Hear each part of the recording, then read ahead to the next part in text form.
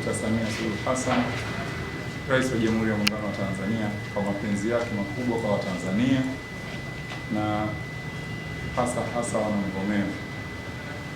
Mheshimiwa Rais anatuletea msaada wa chakula pamoja na fedha kwa ajili ya kutupa pole ya kadhia ya mafuriko ambayo imetukumba wiki mbili zilizopita, na misaada hii imekuja kupitia ofisi ya Waziri Mkuu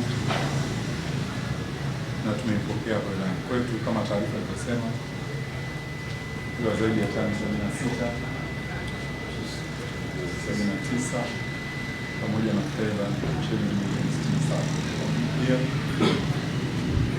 haya ni mapenzi makubwa ambayo anayo Mheshimiwa Rais kwa Tanzania, na ana matarajio makubwa sana na maono makubwa sana kuhakikisha wanaletea maendeleo kwa Tanzania. Kwa hiyo tunao kila sababu ya kumshukuru sana Mheshimiwa Rais.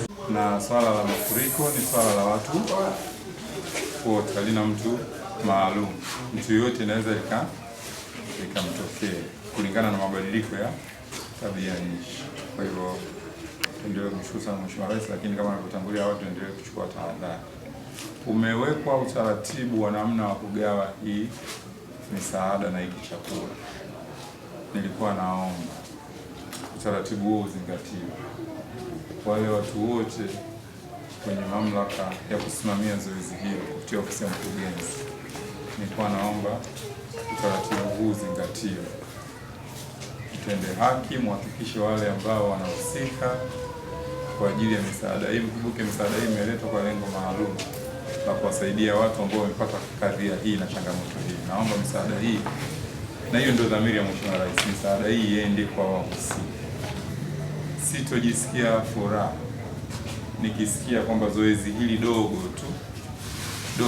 la kugawa misaada ambayo imeletwa na Mheshimiwa Rais, sisi tunalifanya kinyume na watu wale wahusika ambao ndio wamepata kadhia hiyo. Misaada hii haikuwa fikia, na kwa kweli itakuwa sio uungwana. Kwa hivyo najua mtafanya kazi yenu, nyinyi wataalamu mmejiandaa vizuri juu ya hilo. Ninawakumbusha tu na kuasisitiza, binadamu ni kiumbe wa kusahau.